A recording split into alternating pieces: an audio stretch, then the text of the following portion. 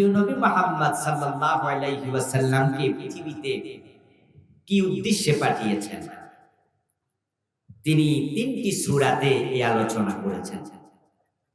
সূরা সাফ আয়াত নাম্বার 9, সূরাতুল ফাতহ আয়াত নাম্বার 28, সূরাতুত তাওবা আয়াত নাম্বার 33।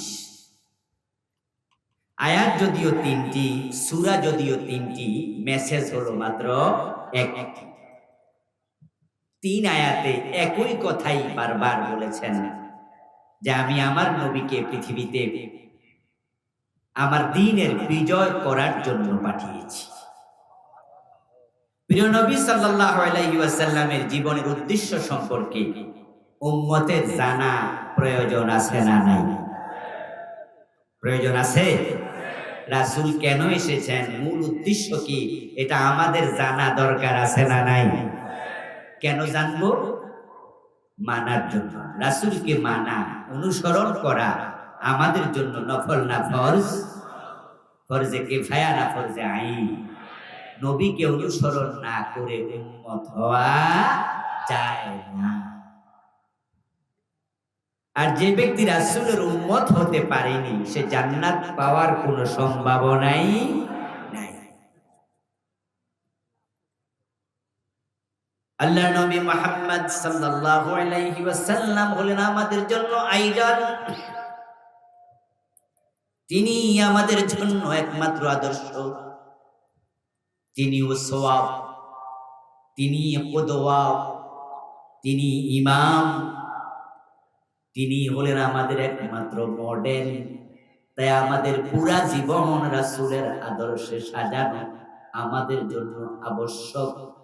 রাসূলের মতো বলা, রাসূলের মতো চলা, রাসূলের মতো কাজ করা, রাসূলের মতো জীবন সাজানো, তাকে অনুসরণ করে জীবন চলা আমাদের জন্য ফরজ করে দিয়েছেন কে? রাসূল সাল্লাল্লাহু আলাইহি ওয়াসাল্লামকে অনুসরণ না করে উম্মত হওয়া যাবে না। আর রাসূলুল্লাহ সাল্লাল্লাহু আলাইহি ওয়াসাল্লামকে অনুসরণ না করে যে উম্মতের দাবি করবে, সে হলো ভুয়া উম্মত, 2 নাম্বার উম্মত। তাকে আসল উম্মত বলার কোনো সুযোগ নেই। 71 বয়স ছিল 5 বছর, অথচ মুক্তিযোদ্ধা সার্টিফিকেট পাইয়া গেছে। এমন 2 নাম্বার ভুয়া মুক্তিযোদ্ধা বাংলাদেশে আছে না নাই? 71 মায়ের পেটে ছিল, হেও নাকি মুক্তিযোদ্ধা। আমার প্রিয় ভাইরা, এই জাতীয় ভুয়া মুক্তিযোদ্ধারা যখন ধরা পড়ে, তখন জাতির সামনে ইজ্জত বাড়ে না কমে? মুক্তিযোদ্ধাদের যে ভাতা তারা নিয়েছে ভুয়া সার্টিফিকেট দিয়ে, রাষ্ট্র যদি ধরে এই ভাতা ফিরিয়ে দিতে তারা বাধ্য থাকবে। শুধু ভাতাই ফিরিয়ে নেবে না, এই অপরাধজনিত কারণে রাষ্ট্র যদি চায় শাস্তি দিতে, রাষ্ট্র শাস্তি দেওয়ার অধিকার এই ভুয়া মুক্তিযোদ্ধাদেরকে রাষ্ট্রের আছে না নাই? ঠিক একইভাবে হাসরের ময়দানে রাসূলুল্লাহকে অনুসরণ করে নাই, কিন্তু উম্মতের দাবি করবে। জিজ্ঞাসা করলে বলে আমি মুসলিম, আমি মুমিন, আমার নবী মুহাম্মদুর রাসূলুল্লাহ সাল্লাল্লাহু আলাইহি ওয়াসাল্লাম, অথচ 5 ওয়াক্ত নামাজের 1 ওয়াক্ত পড়ে না, এমন মুসলমানের সন্তান বগুড়াতেও আছে না নাই? মদ পান করে, বিড়ি টানে, দাড়ি কামায়, টাকনুর নিচে কাপড় পরে, সুদি লেনদেন করে, ইসলামের পক্ষে তো কথা বলেই না।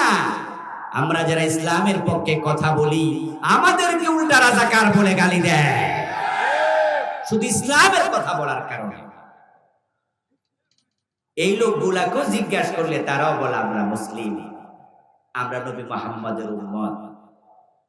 তো ভুয়া মুক্তিযোদ্ধা সার্টিফিকেট যদি ধরা খায়, যাচাইয়ের পরে বেজ্জতি হওয়া লাগে, ভাতা ফিরিয়ে দেয়া লাগে, শাস্তির মুখোমুখি হওয়া লাগে। এবার যারা কিয়ামতের দিন ধরা খাবে, রাসূলকে অনুসরণ করে জীবন কাটায় নাই, তারা ভুয়া উম্মতের দাবিদার হিসাবে আখিরাতে আল্লাহর শাস্তির মুখোমুখি হওয়ার সম্ভাবনা আছে না নাই? আমরা আল্লাহর শাস্তির মুখোমুখি হতে চাই না, অথচ উম্মতের দাবিদার, কিন্তু রাসূলকে অনুসরণ করে জীবন চালায় না এমন মানুষের সংখ্যাই জমিনে বেশি। আমি বলার আগে আপনারা বললেন বেশি শব্দটা, এতে বোঝা যায় যে আমরা এই বিষয়ে একমত। প্রিয় নবীজি এটাই বলেছেন, আমার উম্মত হবে ৭৩ দল, জান্নাতি হবে কয় দল? মাত্র এক দল। রাসূলের উম্মত ৭৩ দল। রাসূলের উম্মত বলতে কি হিন্দু বৌদ্ধ বোঝানো হয়? তারা মুসলমান, তারা মুসলিম দাবিদার। قال النبي صلى الله عليه وسلم تفترق أمتي على 73 ملة كلهم في النار إلا واحدة। প্রিয় নবীজি বলেছেন আমার উম্মত গুলো ৭৩ ভাগে বিভক্ত হয়ে যাবে, প্রত্যেকটা ভাগ জাহান্নামী, সবগুলো দল হবে জাহান্নামী, ইল্লা ওয়াহিদা, জান্নাতি হবে মাত্র এক দল। আমার প্রিয় ভাইরা, এই কথা শোনার সাথে সাথে কোন একজন সাহাবী দাঁড়িয়ে গেলেন, জিজ্ঞাসা করলেন, ইয়া রাসূলুল্লাহি ওয়া মা হি?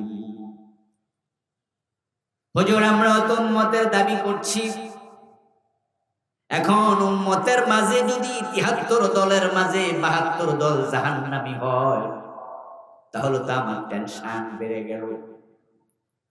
জান্নাতি হবে মাত্র এক দল। ওয়া মা হি? ও প্রিয় রাসূল, সেই জান্নাতি দল আমরা জানতে চাই কোনটা হবে? জান্নাতি দল একটা, জাহান্নামী দল ৭২টা, উম্মতের দল হলো মোট ৭৩। এখন যারা মসজিদের ইমাম আছে কয় আমি কোনো দল করি না, বিশ্বায় বয়া মুরিদ বানায় বলে আমি কোনো দল করি না, বিভিন্ন মাদ্রাসার হুজুর আছে, মুহতামিম আছে, প্রিন্সিপাল আছে, বলে আমি কোনো দল করি না। অনেক বড় আলেম এলাকায় পরিচিত লোকেরাও জানে উনি কোনো দল করে না। রাসূল বলে আমার উম্মত ৭৩ দল, আরে হুজুরের কোনো দলই নাই। এতে বোঝা যায় হুজুরের নাম উম্মতের ভিতরে নাই। মুসিবত আছে না নাই? মুসিবত আছে। তিনি হুজুর হিসাবে বড়, কিন্তু রাসূলের উম্মতের ভিতরে তার নাম। যারা জাহান্নামী ৭২ কাতার, তারাও কিন্তু উম্মতের ভিতর থেকে জাহান্নামী। আর হুজুর যেহেতু ৭৩ দলে নাই, তাহলে উনি রাসূলের উম্মতের তালিকাতেই নাই। ওই হুজুর মরলে বিপদ আছে কিনা? আচ্ছা, এজন্য আপনারা এখন থেকে আর এই কথা কইেন না যে আমি কোনো দল করি না। আর যে হুজুররা, যে আলেমরা এই কথা বলে, বলার পিছনে উদ্দেশ্য আছে, কারণ তারা জানে যদি আমি বলি দল করি না, তাহলে সকল দলের লোকদের হাদিয়া পাওয়া যায়। ক্ষমতা যারাই আসে তারাই কয় হুজুর যেহেতু কোনো দল করে না, তাহলে এই হুজুর আপাতত আমাদের জন্য কোনো সমস্যা না। তাই নির্দলীয় হুজুরদের বিরুদ্ধে কোনো মামলা হয় না, ওরা জেলে যাওয়া লাগে না।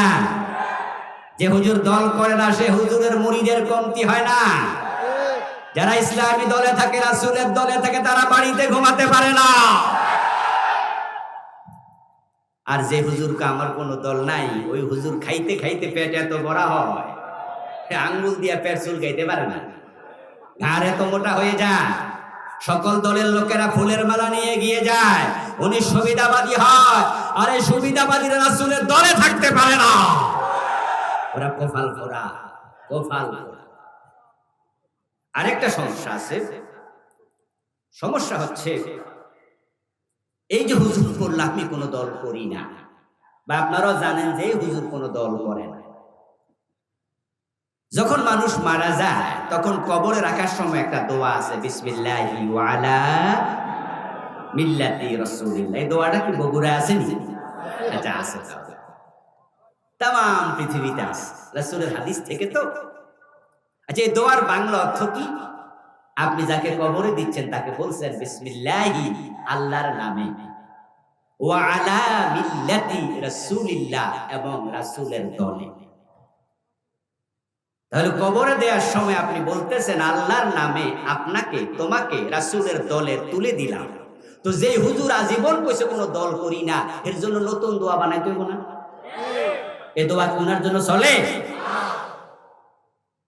উনি তো বুক ফুলাইয়া দুনিয়া থাকতে বলতে পারেননি আমি রাসূলের দল করি।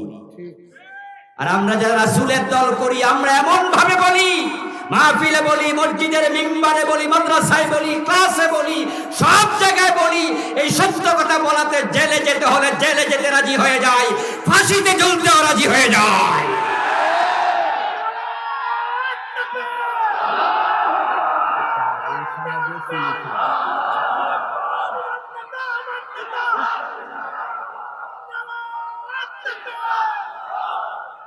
আমার প্রিয় ভাইয়েরা, সাহাবী দাঁড়িয়ে গেলেন, ইয়া রাসূলুল্লাহ ওয়া মাহি, হে রাসূল, একটি দল জান্নাতি, ওই দলটা আমি জানতে চাই। আজকের মাহফিল আপনারা যারা আছেন, জান্নাতি দল চেনা আমাদেরও দরকার আছে না নাই? আমরা তো জান্নাতি দলে যেতে চাই নাকি? ইয়েস। তাহলে ওই প্রশ্নটা শুধু ওই সাহাবীর নাই, প্রশ্নটা আমাদের। রাসূলুল্লাহ আজকে বেঁচে থাকলে এই প্রশ্ন আমরাও করতাম, ঠিক না? যে হুজুর ৭৩ দলের মাঝে ৭২ দল জাহান্নামী হবে, এটা তো বড় দুশ্চিন্তার কথা। জান্নাতি দল মাত্র কয়টা? আরে আমার উপায় কি হুজুর? আমিও চিনতে চাই, কারণ আমিও তো জান্নাতে যেতে চাই। আল্লাহর হাবিব বললেন, মা আনা আলাইহি ওয়াসহাবি, ও আমার সাহাবী শোনো, জান্নাতি দল মাত্র একটা, যে মত পথের উপর আমি নবী মুহাম্মদ এবং আমার সাহাবারা প্রতিষ্ঠিত আছি।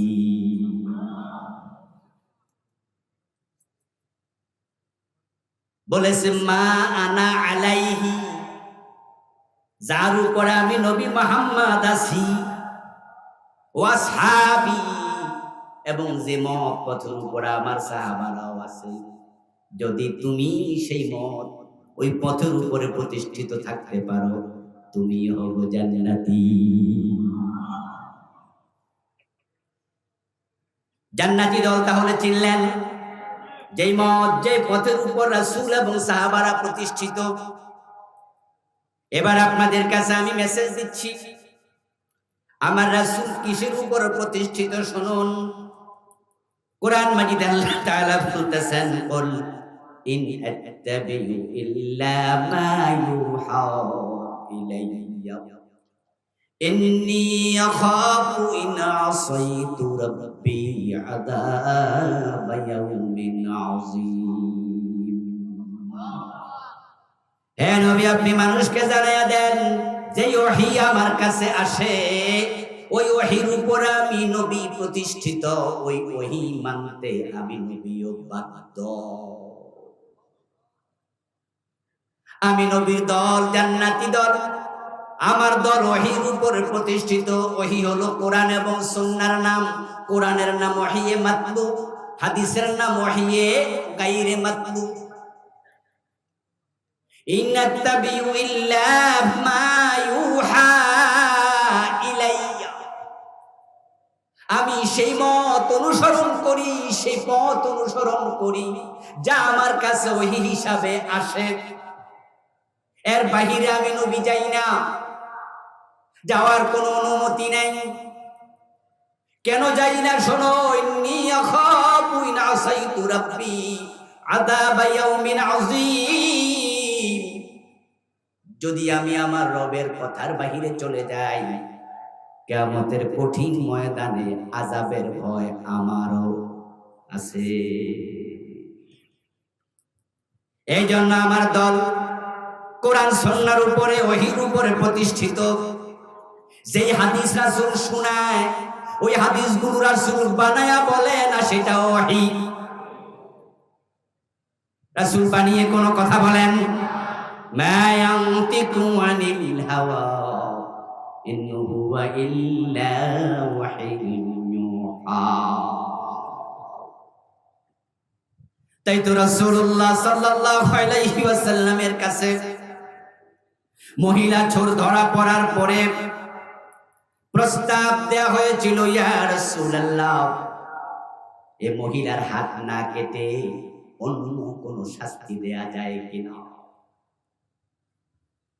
হযরত উসামা বিন যায়েদ রাদিয়াল্লাহু তাআলা আনহুমার এই প্রস্তাবের পর প্রিয় নবীর চেহারা লাল হয়ে গেল।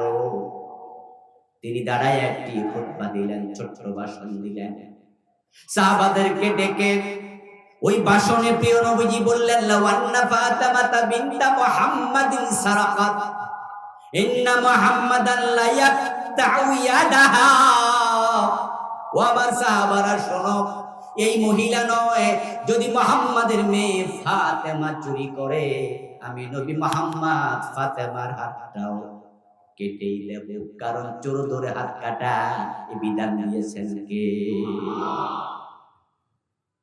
মান আলাইহি ওয়াসহাবি, জান্নাতি দল সেই দল যেই দল ওহীর উপরে প্রতিষ্ঠিত থাকে। নবী মুহাম্মদ ওহীর উপরে কত শক্তভাবে প্রতিষ্ঠিত। তিনি বলছেন, আমার মেয়ে ফাতেমা চুরি করলে তাকে রেহাই দেওয়ার অনুমতি নেই। এবার আপনাদের কাছে আমার প্রশ্ন, যে নবী আমাদের আদর্শ, নবী মুহাম্মদ ছাড়া আর কোন আদর্শ আছে? অন্য কোন মানুষকে আদর্শ মানা যাবে? This is Islam, this is Islam. Concept clear করতে হবে। বিভিন্ন জায়গায় ব্যানার দেখা যায়, ফেস্টুন দেখা যায়, লেখা থাকে অমুকের আদর্শের সৈনিক। বিশেষ করে যুবকেরা এগুলো লেখে, এবং বিগত 15টি বছর টেলিভিশনের মাঝে হাজার হাজার না লক্ষ লক্ষ বার প্রচার করা হয়েছে, অমুকের আদর্শের আলোকে বাংলাদেশ তৈরি করা হবে। ইভেন স্কুলগুলোতে যখন পিটি করা হতো, অ্যাসেম্বলি হতো, ওই অ্যাসেম্বলিতে পর্যন্ত এইভাবে দুই হাত সামনে নিয়ে ছোট ছোট বাচ্চাদেরকে শেখানো হয়েছে। তারা বলেছে অমুকের আদর্শের আলোকে বাংলাদেশ তৈরি করা হবে।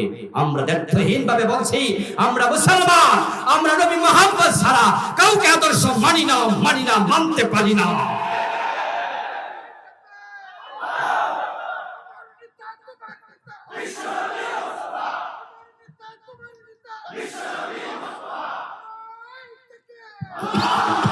প্রিয় ভাইয়েরা, ইমানের স্বাদ পায় নাই, না পাওয়ার কারণেই তো রাসূলকে বাদ দিয়া অন্যকে আদর্শ বানায়, ঠিক না? ইমানের স্বাদ তারা পায়নি, তারা হতভাগা। এই জন্যই তো আল্লাহরে বাদ দিয়া অন্যের কাছে মাথা নত করে, অন্যকে রব বানায়। ইমানের স্বাদ তারা পায়নি, না পাওয়ার কারণেই তো ইসলামের মতো জীবন ব্যবস্থা থাকতে, কোরআন থাকতে তারা সংবিধান লেখে, গণতন্ত্র দিয়া মানুষকে জমিনের মালিক বানায়া তারা ধর্ম নিরপেক্ষতা দিয়ে দেশ চালায়। ইসলাম থাকতে কোন রকমের আর নতুন কোন আদর্শ মতবাদের প্রয়োজন থাকে না, কোরআন থাকতে কোন সংবিধান লাগে না।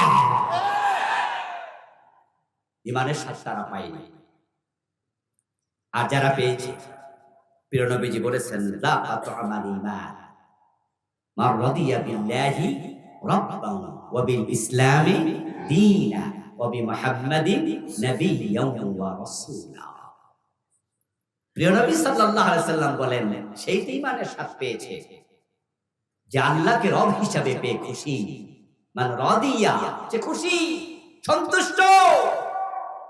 আমার আল্লাহ থাকতে আর কোন রব লাগে না। আল্লাহর কাছে মাথা নত যে করে, দুনিয়ার কারো কাছে আর মাথা নত করে না। আল্লাহ দিতে রাজি হয়, আল্লাহ নোয়াতে রাজি হয়। আমরা দেখেছি আমাদের নেতাদেরকে ফাঁসি দেওয়ার আগে তারা প্রস্তাব দিয়েছে, সাদা কাগজ পাঠাইছে, আপনারা মার্সি পিটিশন করুন, প্রেসিডেন্টের কাছে জীবন ভিক্ষা চান। আমাদের নেতারা জবাব দিয়েছে, জীবনের মালিক যিনি, ভিক্ষা চাইলে শুধু তার কাছে চাওয়া হবে, কোন তন্ত্র মন্ত্রওয়ালার কাছে, কোন দেশের নেতার কাছে আমরা জীবন ভিক্ষা চাই না।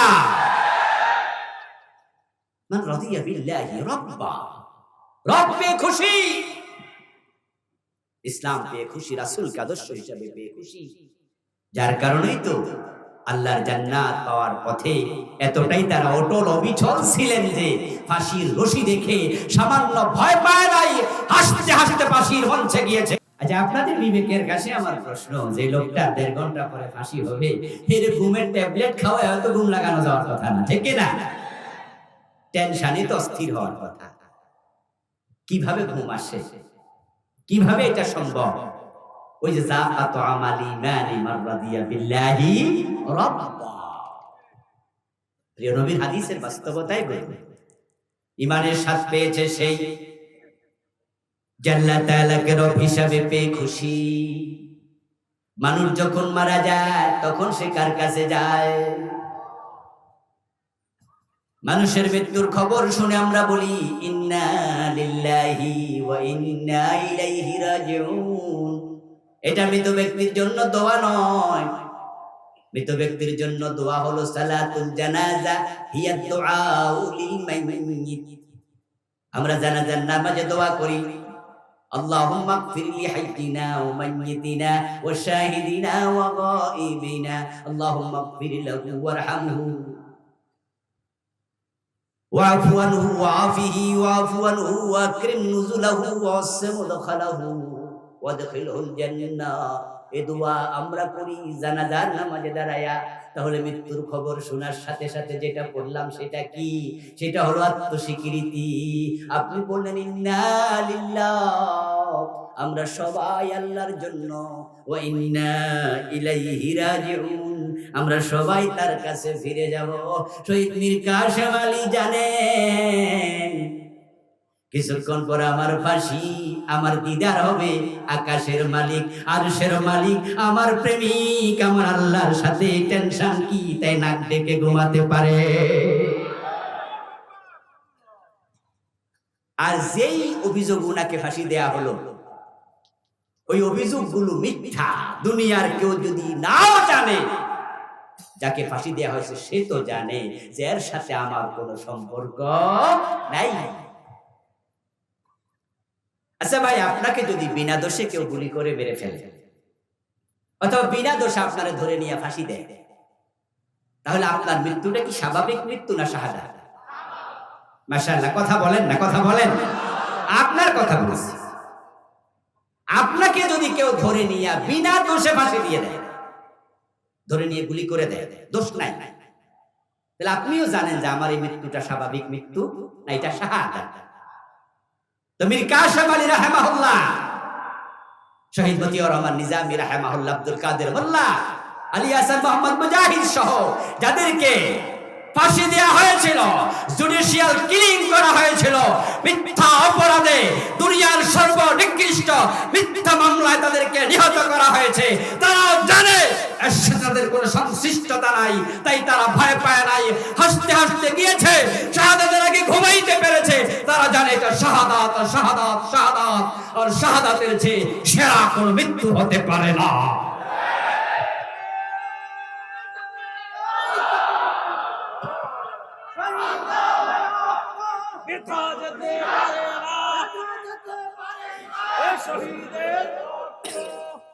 আমার প্রিয় ভাইরা,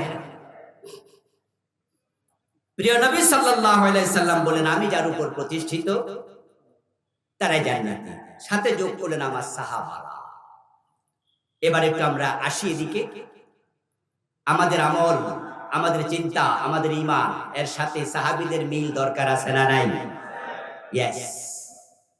সাহাবায়ে কেরামকে আমরা অনুকরণীয়, অনুসরণীয় বলে থাকি। আমরা তাদের থেকে ইসলাম শিখি, তাদের থেকে ইসলাম শিখতে বলি। এজন্যই তো ফারুক আজম ওমর যেভাবে দেশ চালাইছে, ইসলাম দিয়ে সেভাবে দেশ চালানোর জন্য আমরা পাগল পাড়া হয়ে আছি। সে কথা আমরা বলছি। আমার প্রিয় ভাইয়েরা, এবার আসুন আবু বকরের দিকে একটু তাকান। তিনি ক্ষমতা আসলেন, একদল লোক যাকাত দিতে অস্বীকার করল। আবু বকর সাথে সাথে বললেন খালিদ বিন ওয়ালিদ কোথায়? তলোয়ারের শান দাও, তাদের বিরুদ্ধে যুদ্ধ হবে যারা যাকাত দেবে না। এই কথা শুনে হযরত ওমর দৌড় মারলেন। ওমর এসে বললেন আবু বকর, খলিফাতুর রাসূলুল্লাহ সাল্লাল্লাহু আলাইহি ওয়াসাল্লাম, আপনি কাদের বিরুদ্ধে যুদ্ধের ঘোষণা দিলেন? এই লোকগুলো তো 5 ওয়াক্ত নামাজ পড়ে। যাকাত হয়তো দেবে না বলছে, কিন্তু নামাজি মানুষ তো, কালেমাওয়ালা তো, ওদের সাথে যুদ্ধ করবেন কেমনে কি বুঝলাম না। আবু বকর সাথে সাথে বললেন, লাউ কাতিলান্না মান ফাররাকা বাইনাস সালাতি ওয়াজ যাকাত। যারা নামাজ পড়তে রাজি, যাকাত দিতে রাজি নাই, আল্লাহর বিধানের মাঝখানে পার্টিশন তৈরি করে, আবু বকর তাদের সাথে যুদ্ধ করবে। ওমর, এ বিষয়ে আপনার পরামর্শ আমি শুনলাম। সাথে সাথে যোগ করলেন। আবু বকর এবার বলছেন, শুনুন, লাউ মানাউনি ইকালান কানু ইউদ্দুনাহু ইলা রাসূলিল্লাহি সাল্লাল্লাহু আলাইহি ওয়াসাল্লাম লাকাতালতুহুম আলা মানঈ। শুনুন ওমর, আমি যুদ্ধ করব তাদের সাথে, খবর তারা যদি শুনে ভয় পেয়ে যায়, তারা সিদ্ধান্ত পরিবর্তন করে আমার কাছে মেসেজ পাঠায়, আবু বকর আপনি আমাদের সাথে যুদ্ধ করবেন না, ঠিক আছে ঠিক আছে, আমরা যাকাত দিতে রাজি, তবে যাকাতের ওট দেব কিন্তু রশি দেব না, যাকাতের গরু দেব কিন্তু রশি দেব না। অথচ তারা রাসূলের জামানায় যাকাতের ওটও দিত, ওট বেঁধে নেয়ার জন্য মদিনা পর্যন্ত রশিও দিত। লাকাতালতুহুম আলা মানঈহি। আবু বকর ওটের রশির জন্য যুদ্ধ করবে। এতটুকু কথা শোনার সাথে সাথে ওমর রাদিয়াল্লাহু তাআলা আনহু নিজের সিদ্ধান্ত প্রত্যাহার করে বললেন, আমি তখনই বুঝলাম আল্লাহ তাআলা হক অনুধাবনের জন্য আবু বকরের অন্তরকে সেদিন খুলে দিয়েছিলেন। প্রিয় নবী, ইসলাম যাহা, সেই ইসলামের মাঝে সামান্য হেরফের করা হবে, এটা মানা যাবে না। এটাই হচ্ছে ইসলামের মূল কনসেপশন। এটাই আবু বকর বুঝেছে। রাসূল যাহা মেনেছে, কোরআনের উপরে ছিল, হাদিসের উপর চলেছে, ওহীর উপর থেকেছেন, আবু বকর তার উপরেই ছিলেন। মা আনা আলাইহি ওয়াসহাবি। এক চুল পরিমাণ নড়েন নাই, দাবি রশির জন্য যুদ্ধ করব। এবার একটু আসুন আরো সামনে। হযরত ওমর প্রেসিডেন্ট, ওনার ছেলে আবু শাহামা মদ পান করলো। ওমর রাদিয়াল্লাহু তাআলা আনহুর ছেলে আবু শাহামা মদ পান করার কারণে প্রেসিডেন্টের ছেলে হিসাবে মাপ পেয়ে গেছে। কথা বলতে হবে, মাপ পেয়েছে। আবু শাহামাকে 80 বেত্রাঘাত করা হয়েছে এবং সে শাস্তি ডাবল দেওয়া হয়েছে। তারিখ ইসলামীতে এসেছে ঘটনাটি ঘটেছিল মূলত মিশরে।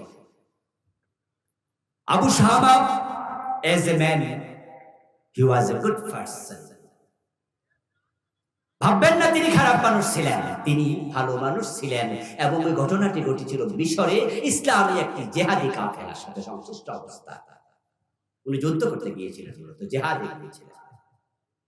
পিপাসা লেগেছিল, যুদ্ধের ফাঁকে ময়দানে পিপাসায় কাতর অবস্থায় তাঁবুতে ঢুকে পানি পান করে গলাটা ভিজাবেন, সামনে পেলেন খেজুর ভিজানো পানি।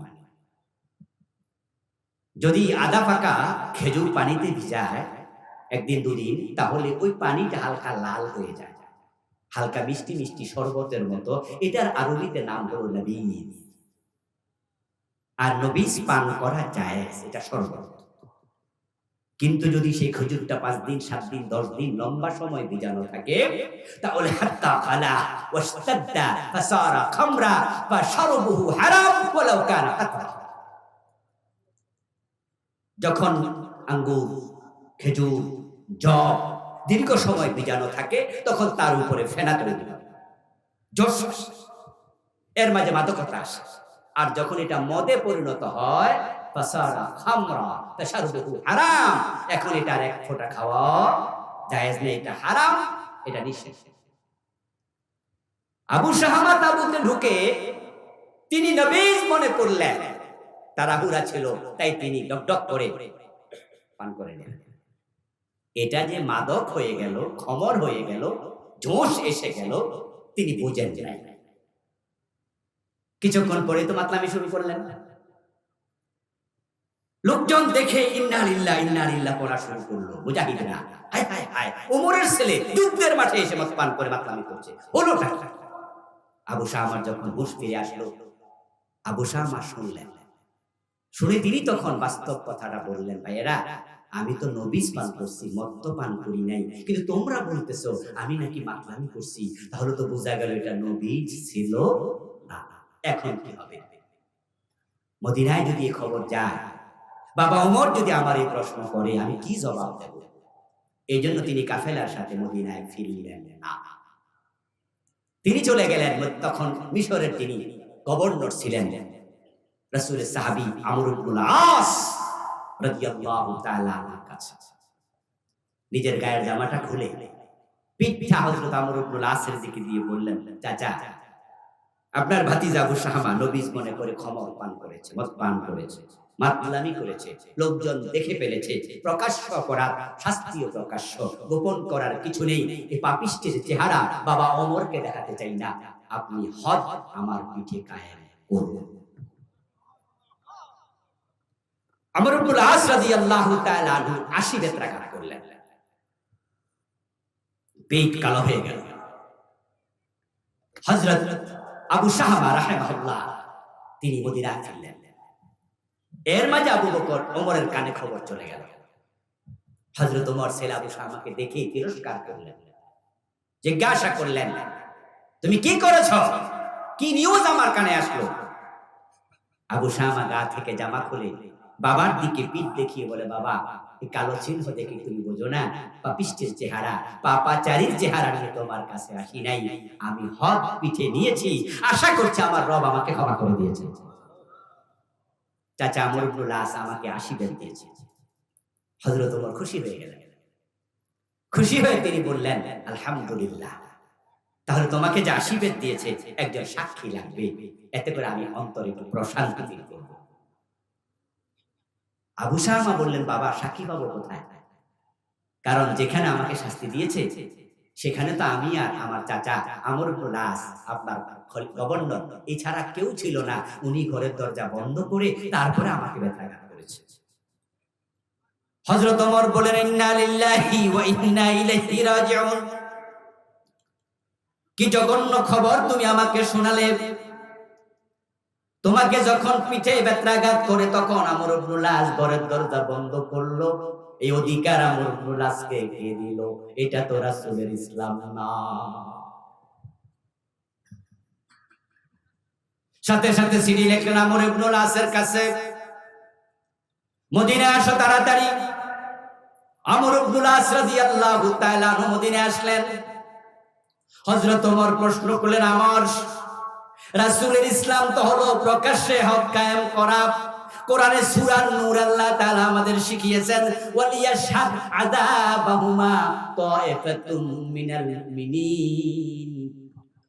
যখন জেনাকারী নারী পুরুষকে ১০০ বেত দিবা, তখন বেত্রাঘাতের সময় একদল মুসলমানকে সেখানে হাজির রাখবা, তারা যেন দেখে কেমনে শাস্তি হয়। এতে করে লজিকটা কি? লজিক হলো যারা অন্যায় করছে তারা মাইর খাইয়া ভবিষ্যতে অন্যায় করবে না, আর যারা দেখবে মাইর দেখা অন্যায় করবে না।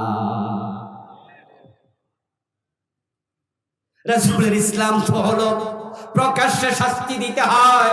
তুমি ঘরের দরজা বন্ধ করে কেন পোলারে মারছো? কেন আবু শাহমাকে বেত্রাঘাত করেছো? জবাব দাও।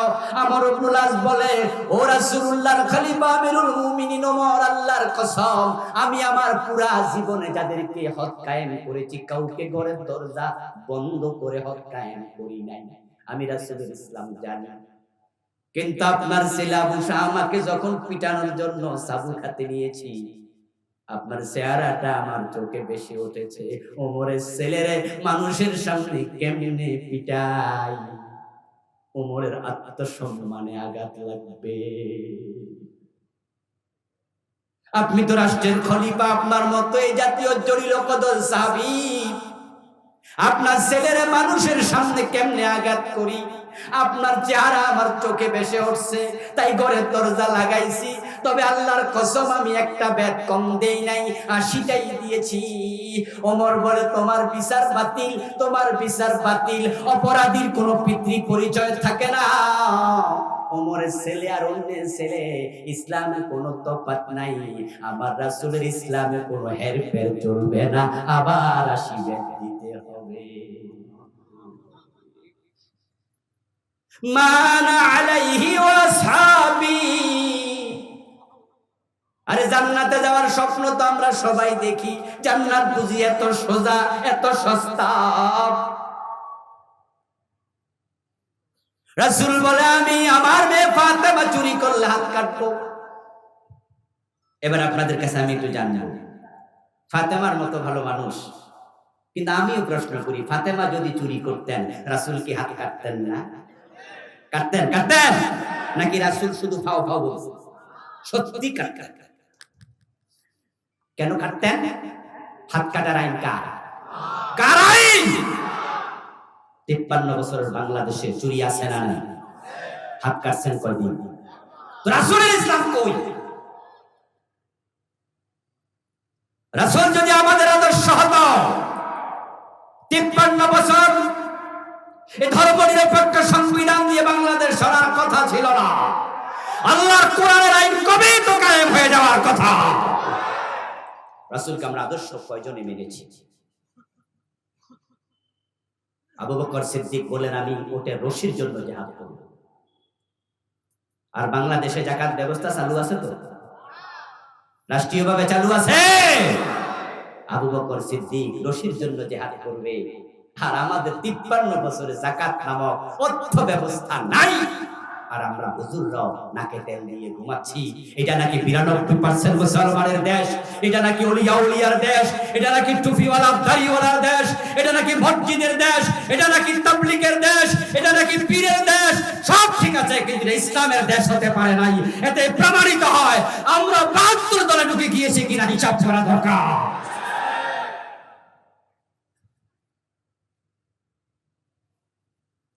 আবার আসিবেন দেওয়া। আবু শাহমা দারুণ অসুস্থ হয়ে গেলেন।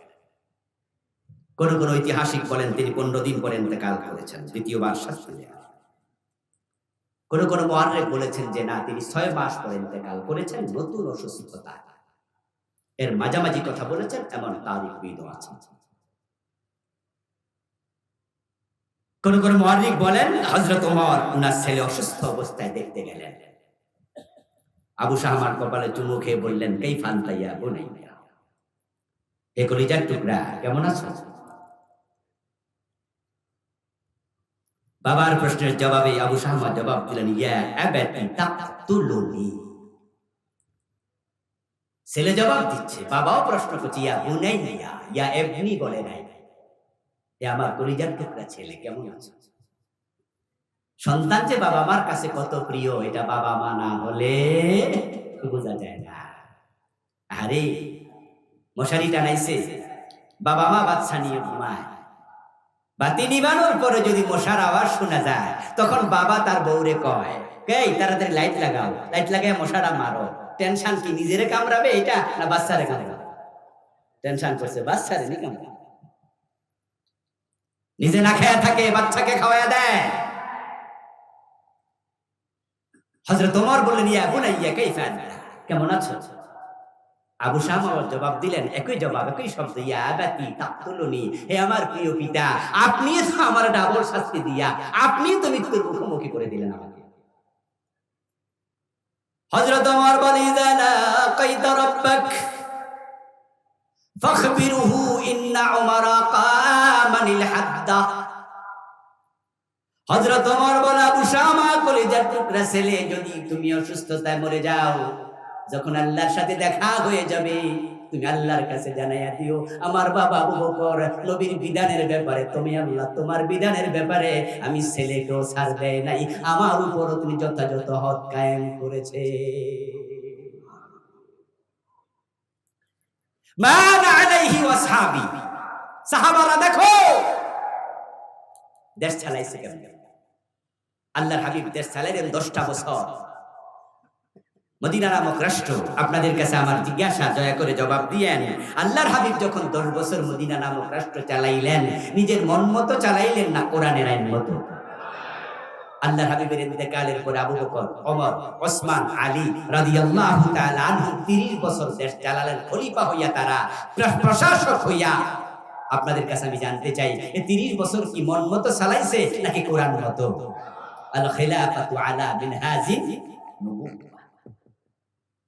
জান্নাতে যেতে চাও, সাহাবাদের আদর্শ ধারণ করো, প্রিয় নবীর আদর্শ ধারণ করো, তাহলে জান্নাতি দলের সদস্য হতে পারবা।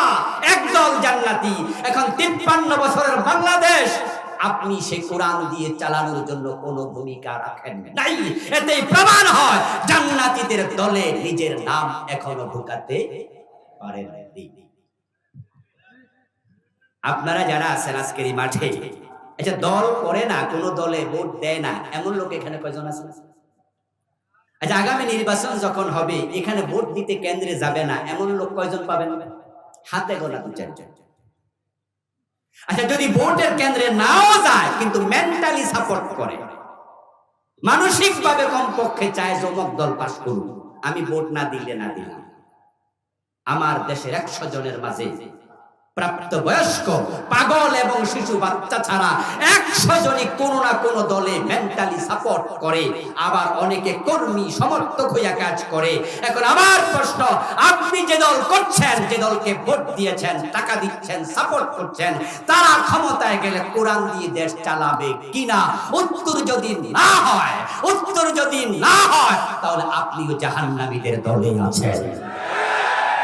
কথা সোজা, কথা সোজা। আর উত্তর যদি হয় হ্যাঁ, যে হুজুর আমি যে দল করি, যে দলে ভোট দেই, যে দলে আমি সহযোগিতা করি, আমার দেওয়া দল বলেছে তারা ক্ষমতায় গেলে কোরআন হাদিস দিয়ে দেশ চালাবে, সে দলটা ছোট হোক, অসুবিধা নেই। আমার প্রিয় ভাই, যেই দলের কনস্টিটিউশন কোরআনমুখী নয়, যেই দলের আদর্শ কোরআনমুখী নয়, যেই দলের নির্বাচনী চিন্তা চেতনা, দেশ চালানোর চিন্তা চেতনা কোরআন সুন্নাহমুখী নয়, সেই দল করা মুসলমানের জন্য হারাম, হারাম এবং হারাম। তাহলে বাকি থাকলো ওই দল, যে দলগুলো ইসলামী দল, যারা ক্ষমতায় গেলে আল্লাহর কোরআনকে সংবিধান বানাবে বলছে।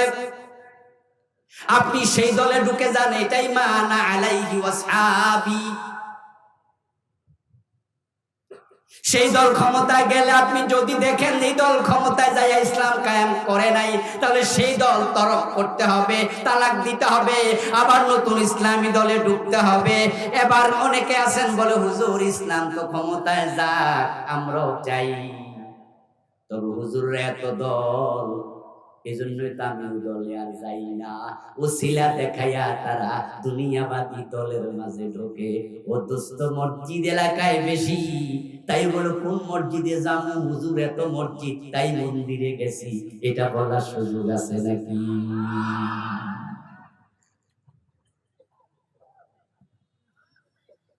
হুজুর আপনারাই তো এক হইতে পারেন না, আপনারা যে 14-15-20 দল, এই জন্য না আমি বিএনপি করি, আওয়ামী লীগ করি, জাতীয় পার্টি করি না, তো হুজুর আপনারা লগে আমরাও তো আছি, তবে আপনারা আগে এখন তারপরে। ও দোস্ত, আপনার বাবা আপনারে বললো যে বাজান আমার জন্য একটা লুঙ্গি নিয়ে আসে, তা আপনি বাজারে যাই একটা শাড়ি কিনে আনছেন, কিনা বাবার হাতে দিলেন, বাবা জিজ্ঞাসা করলো কিরে তোরে কইছি লুঙ্গি আনতে, তুই যে শাড়ি আনছ।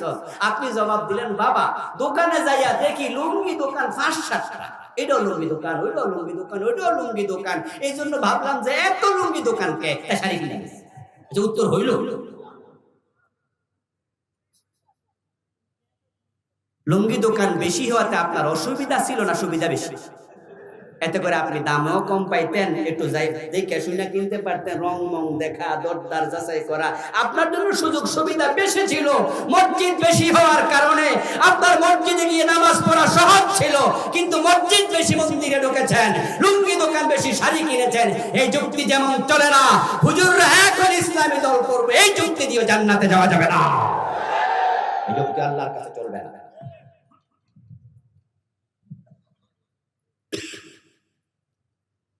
রাসূলুল্লাহ সাল্লাল্লাহু আলাইহি ওয়াসাল্লামকে অনুসরণ করা, সাহাবীদেরকে অনুসরণ করা জান্নাতে যাওয়ার মাধ্যম।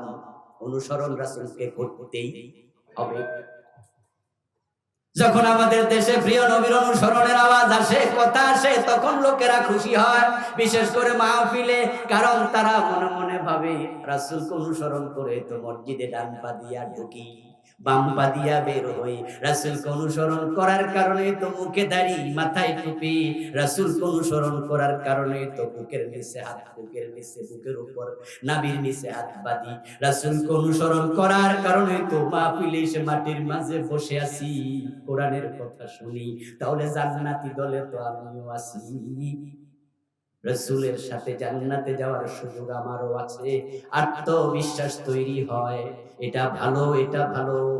কারণ রাসূলকে যারা অনুসরণ করবে, রাসূল নিজেই বলেছেন তারা জান্নাতে আমার সাথে যাবে। قال النبي صلى الله عليه وسلم من أحب سنتي فقد أحبني ومن أحبني كان معي في الجنة। প্রিয় নবীজি সাল্লাল্লাহু আলাইহি ওয়াসাল্লাম বলেন, যে আমি নবীর সুন্নাতকে ভালোবাসে সে আমি নবীকেই ভালোবাসে।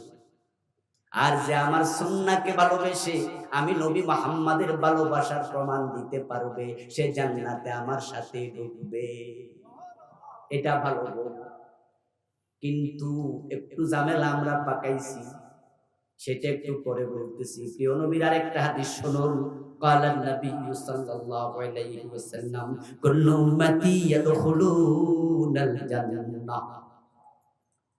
প্রিয় হাবিব বলছেন আমার সব উম্মত জান্নাতি হবে, আমার সব উম্মত জান্নাতি, ইল্লা মান আবা, তবে যারা অস্বীকারী উম্মত তারা জান্নাত পাবে না। এই কথা বলার সাথে সাথে একজন সাহাবী দাঁড়ালেন, কিলা মান ইয়া রাসূলুল্লাহ, দাঁড়িয়ে প্রশ্ন করলেন, হে আল্লাহর নবী, উম্মত জান্নাতি বুঝলাম, কিন্তু উম্মত আবার অস্বীকারী, এটা তো বুঝলাম না। কোন উম্মত অস্বীকারী? যার কপালে জান্নাত নাই। আমার রাসূল জবাব দেন, মানা তাআলি দাখালাল জান্নাহ ওয়া মান আসানি ফাকাদ আবা। যে আমি নবী মুহাম্মদকে অনুসরণ করে সেই জান্নাতে ঢুকতে পারবে, যে আমি নবী মুহাম্মদকে অনুসরণ করে না তার কপালে জান্নাত নাই। এই হাদিসগুলো দিয়া প্রমাণ হয় জান্নাতে যেতে হলে নবীর অনুসরণের বিকল্প নাই। এখন অনুসরণ আপনারা করছেন না তা নয়, কিন্তু ঝামেলা এক জায়গায়, আমরা নবী মানি ততক্ষণ, সুবিধা আছে যতক্ষণ, অসুবিধা যেখানে, নবী মানে না সেখানে। তাই মসজিদে নবীরে মানে, কিন্তু আদালতে মামলার রায় দিতে গিয়া আমার দেশে জজ ম্যাজিস্ট্রেট নবীর আলোকে রায় দেয় না। আমরা মসজিদে ডান পা দিয়ে ঢুকি, বাম পা দিয়ে বের হই, নবী মেনে নামাজ শুরু করি আল্লাহু আকবার দিয়ে, রাসূলকে অনুসরণ করে সালাম ফিরায়া নামাজ শেষ করি। কিন্তু সেই আমরা মসজিদে গেলে যেমন কোরআন সুন্নাহ মানি, এমপি হইয়া সংসদে ঢুকলে সে কোরআন সুন্নাহ আলোকে দেশ চালায় না। আদালতে হাকিম হইয়া বসলে মসজিদে যেভাবে মেনেছি নবী রাসূল এবং আল্লাহর বিধান, আদালতের চেয়ারে গেলে আর মনে থাকে না। তাহলে আমরা পুরা জীবনে সুন্নাহ মানলাম না অর্ধেক? আর কান খুলে শোনো, সুবিধাবাদ জিন্দাবাদে মুমিন হওয়া যায় না। আপনাদের বগুড়া জজকোর্টের জজ সাহেব নামাজ পড়তে গেল, জোহরের নামাজ পড়লো, ইমাম সাহেব দুরাকাত করার পরে উনি আত্তাহিয়াতু পড়তে বসবেন, এটা ভুলে গেছে। ভুলে উনি আল্লাহু আকবার বলে দাঁড়াতে শুরু করছে। আত্তাহিয়াতু পড়ার জন্য প্রথম বৈঠকে বসাইটা ওয়াজিব। এই মাসআলা ভালো করে জজ সাহেব জানে, মুসল্লিরাও জানে, সবাই দিছে লোকমা, জজ সাহেব লোকমা দিছে। ইমাম সাহেব লোকমা পাইয়া সংশোধন হলেন, না দাঁড়াইয়া বসে গেলেন। আত্তাহিয়াতু পড়ে আরো দুরাকাত শেষ করে যথারীতি সালাম দিয়া সাউসে জামাজদা দিয়া তিনি নামাজ শেষ করলেন। এবার জজ সাহেব আদালতের চেয়ারে বসে এখন মামলার রায় দেবে। চোর ধরা পড়ছে, সাক্ষী মুক্তি সব শেষ, আজকে রায় ঘোষণা হলো। রায় ঘোষণার সময় জজ সাহেব চোর ধরে হাত কাটার রায় দেয় নাকি চোর ধরে জেলে দেয়? কোন রায়টা দেয়? চোর ধরে হাত কাটার রায় দেয়া ওয়াজিব না ফরজ? ইমাম সাহেব যে ভুল করছিল ওটা কি ফরজ না ওয়াজিব? উনি যে লোকমা দিল ওয়াজিবে, নিজের ফরজের খবর। এটা হলো বাংলাদেশের ইসলাম। আমরা যেভাবে চাই সেভাবে মানি। এই জন্য দেখা যায় মসজিদ ইসলাম আছে, মাদ্রাসা ইসলাম আছে, মাহফিল ইসলাম আছে, টুপিতে দাড়িতে ইসলাম আছে, কিন্তু সংসদে ইসলাম নাই, গণভবনে নাই, বঙ্গভবনে নাই, মন্ত্রণালয়ে নাই, আদালত ইসলাম নাই, হাইকোর্টে নাই, সুপ্রিম কোর্টে নাই, শিক্ষা ভবনে নাই, শিক্ষা মন্ত্রণালয়ে নাই, অর্থ মন্ত্রণালয়ে নাই। ইসলাম দিয়ে দেশ চলে না, সমাজ চলে না। মসজিদ মাদ্রাসার ইসলামের নাম শুধু ইসলাম না, ইসলাম কমপ্লিট কোড অফ লাইফ, পুরো জীবন ইসলাম চলতে হবে।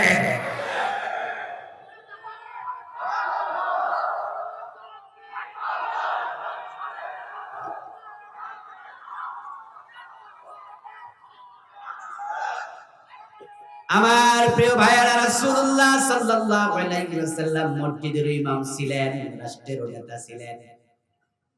উনি মসজিদ চালাইছে যে আল্লাহর আইনে, রাষ্ট্র চালাইছে সে আল্লাহর আইনে। 53 বছর বাংলাদেশ মসজিদ চলে আল্লাহর আইনে, এটা ঠিক, কিন্তু সমাজ চলে ডক্টর কামাল মিয়ার লিখিত সংবিধানের আইনে। আমাদের দেশের সংবিধান আমাদেরকে মুশরিক বানায় ছেড়ে দিচ্ছে, যেটা আমাদের প্রধান বক্তা বলেছেন, চমৎকার কথা তিনি বলেছেন। আমাদের দেশের সংবিধানে আছে জনগণ রাষ্ট্রের মালিক, সভরেনিটি, ল অফ সভরেনিটি, রাষ্ট্রের মালিকানা জনগণের। অথচ আপনি কোরআন যখন পড়বেন বারবার পাবেন লিল্লাহি মা ফিস সামাওয়াতি ওয়া মা ফিল আরদ, আকাশ জমিনে যা আছে সবটার মালিক কে? ওয়ালাহু মা ফিস সামাওয়াতি ওয়া মা ফিল আরদ লিল্লাহি মিরাসুস সামাওয়াতি ওয়াল আরদ আলা লাহুল খালকু ওয়াল আমর। জনগণের মালিকানা নাই? আরে ভাই, আপনি কিসের মালিক? আপনার যে 3.5 হাত দেহ, এটার মালিক আপনি? আচ্ছা, মানুষের দেহের অঙ্গ প্রত্যঙ্গ সে চাইলে কি বিক্রি করতে পারে? শরীয়ত কি বলে? আপনি চাইলে আপনার চোখ বেচতে পারবেন? রক্ত বেচা হারাম, রক্ত দান করা যায়, এটা তৈরি হয় কিন্তু বিক্রি করা নিষেধ। আপনি চোখ হাত বেচবেন, কেমনে বেচবেন? চোখের মালিক আপনি। তো যেখানে আপনি নিজের মালিকই আপনি না, আর আপনি নাকি পুরা দেশের মালিক। এজন্যই তো আমাদের নেতারা যখন মাইক হাতে পায় নির্বাচনের আগে, তখন তারাও বলে জনগণ সকল ক্ষমতার উৎস। আল্লাহর কোরআনের সাথে পুরা সাংঘর্ষিক কথা সংবিধানে ঢুকাইয়া 53 বছর ধরে তারা দেশ চালাচ্ছে। এই বস্তা পচা জঘন্য সংবিধান দিয়ে আল্লাহর কোরআন বলছে জনগণ সকল ক্ষমতার উৎস হয়, বরং সকল ক্ষমতার উৎস কে? আন্নাল কুওয়াতা লিল্লাহি জামিআ কুলিল্লাহুম্মা মালিকাল মুলক। আমার প্রিয় ভাই, আলহামদুলিল্লাহ, দীর্ঘ 53 বছর পরে আল্লাহ আমাদেরকে আবার সুযোগ দিয়েছেন। 5ই আগস্টের বিপ্লবের পর এমন সুযোগ বাংলার মুসলমানের হাতে আল্লাহ তুলে দিয়েছেন। এই সুযোগ এই 53-52 বছরে আর আসে নাই। 71 দেশ স্বাধীন হলো, 72 সংবিধান লেখা হলো। এই সংবিধান ধর্মনিরপেক্ষতা ঢুকাইয়া শেষ করে দিয়েছে, ঈমান ইসলামকে শেষ করে দিয়েছে। কোন সরকার বিগত 52 বছরে এই সংবিধানকে পরিপূর্ণ পরিবর্তন করার উদ্যোগ নেয়নি, সাহস করেনি, সুযোগ ছিল না। কিন্তু আগস্ট বিপ্লবের পরে এমন সুযোগ আল্লাহ আমাদের হাতে এবার তুলে দিয়েছেন। অন্তর্বর্তীকালীন এই সরকারকে যদি আমরা বাধ্য করতে পারি আর সরকার গণভোটের ব্যবস্থা করে দেয়, মানুষ পক্ষে থাকে, এই পুরো সংবিধান পরিবর্তন করার সুযোগ এবার এসে গেছে। আমরা যদি চাই, সরাসরি আল্লাহর কোরআনকে সংবিধান ঘোষণা করা যাবে।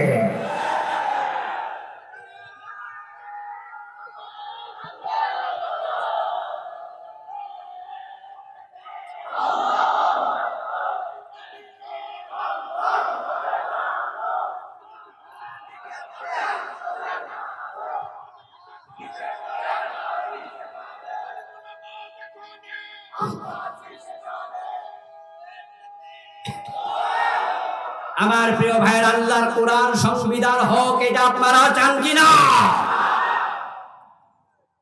প্রিয় নবী মুহাম্মদ সাল্লাল্লাহু আলাইহি ওয়াসাল্লাম যে কোরআনকে সংবিধান হিসাবে গ্রহণ করে জাহিলিয়াত দূর করেছে, আজকে নব্য জাহিলিয়াত, আধুনিক জাহিলিয়াত দূর করার ক্ষমতা আল্লাহর কোরআনের আছে না নাই? আমরা দেখেছি জাহিলিয়াতের যুগে মারামারি, হানাহানি, লুটতরাজ, খুন, অপহরণ, ধর্ষণ, যেটা আমরা গত 15 বছরও দেখেছি। স্বামীর হাত থেকে স্ত্রীকে নিয়ে সিলেটে 8 জন গণধর্ষণ করেছে। সিলেটের এমসি কলেজের কথা মনে আছে না নাই? স্বামীকে বেঁধে রেখে হায়নার দল মাগরিবের পর গণধর্ষণ করেছে। কক্সবাজারে গণধর্ষণ করেছে। আমাদের নোয়াখালীতে ঘরে ঢুকে দর্শন করে বোনকে হত্যা করেছে। খুন রাহাজারি চিন্তায় নব্য জাহেলিয়াত, প্রিয় নবীজির কোরআনের মাধ্যমে সে জাহেলিয়াত দূর করে আল্লাহর হাবিব ঘোষণা করেছেন শেষ দিকে এসে খায়রুল কুরুনি কারনি। এখন আর জাহেলিয়াত নাই, আমার যুগ সর্বশ্রেষ্ঠ যুগ। এমন শান্তি এসেছে, এমন সমৃদ্ধি এসেছে। আল্লাহর হাবিব 10 বছর ক্ষমতায় ছিলেন, ইসলাম রাষ্ট্র প্রতিষ্ঠিত করলেন। আবু বকর সিদ্দিক 2 বছর 3 মাস ক্ষমতায় ছিলেন। তারপর হযরত ওমর ক্ষমতা আসলো। মাত্র 12 বছরের ব্যবধানে অর্ধ পৃথিবীতে ইসলাম পৌঁছে গিয়েছিল। হযরত ওমরের সময় রোম এবং পারস্য বিজয় হয়েছিল।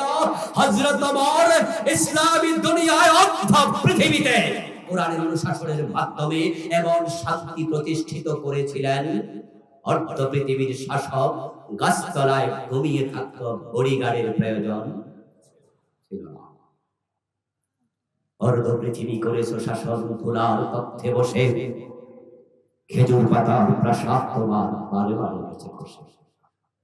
মদিনা থেকে জেরুজালেম পর্যন্ত হযরত ওমর সফর করেছেন, সাথে ওটের রশি টানার জন্য মাত্র একজন ভৃত্য ছিল। 1000 কিলোমিটারের বেশি রাস্তা হযরত ওমর একা পার হয়েছেন, বডিগার্ড লাগে নাই। শান্তি কাকে বলে দেখো।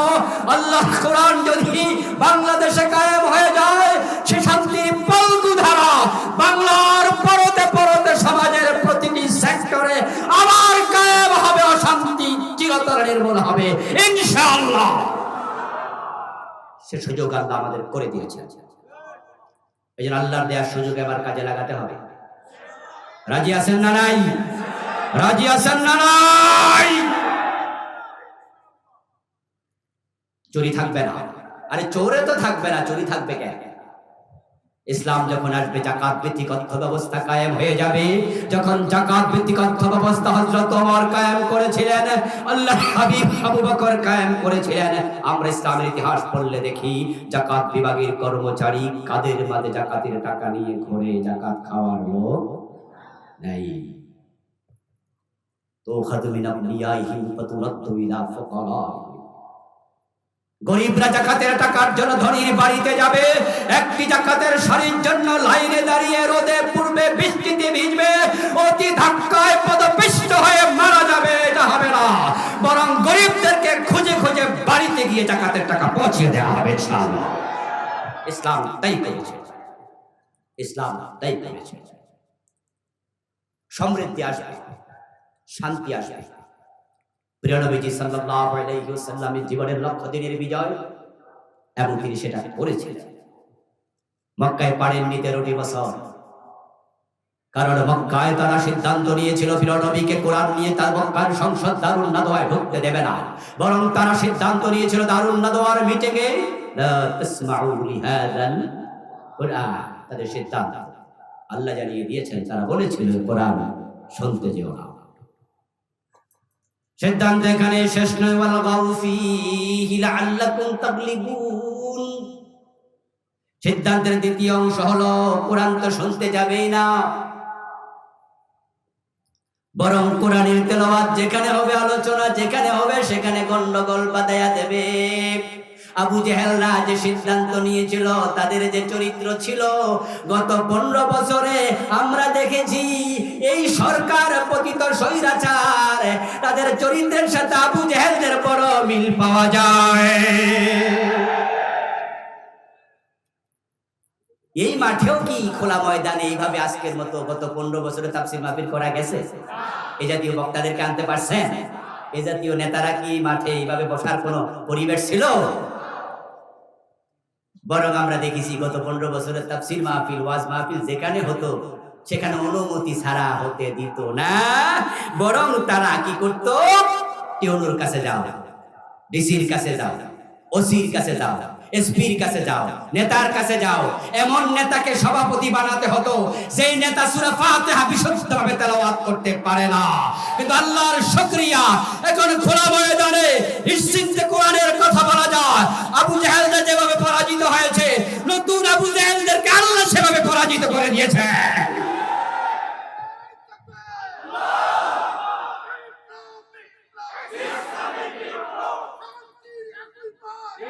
আমার প্রিয় ভাইরা, আলহামদুলিল্লাহ, প্রিয় নবী সাল্লাল্লাহু আলাইহি ওয়াসাল্লাম মক্কা থেকে হিজরত করে মদিনায় গেলেন। যাওয়ার পথে দোয়া করলেন, ওয়াজআলনি মিন লাদুনকা সুলতানান নাসির, আল্লাহ তুমি সাহায্য করো রাষ্ট্র শক্তি দিয়ে।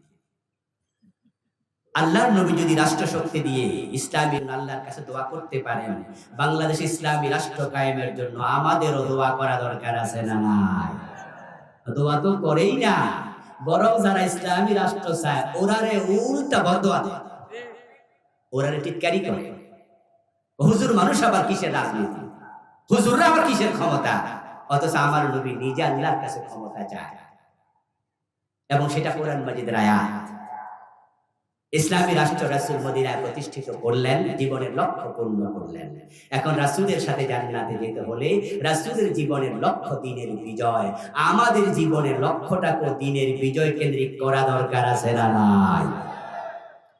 আল্লাহ তাআলা আমাদের সকলকে তার দ্বীন বিজয়ের জন্য প্রিয় নবীর জীবনের লক্ষ্যের সাথে জীবনের লক্ষ্য বানিয়ে বাংলার এই ভূখণ্ডে আল্লাহর কোরআনের রাজ প্রতিষ্ঠা করার জন্য হিম্মত নিয়ে, সাহস নিয়ে সামনে ভূমিকা রাখার তৌফিক দান করুন বলি আমিন।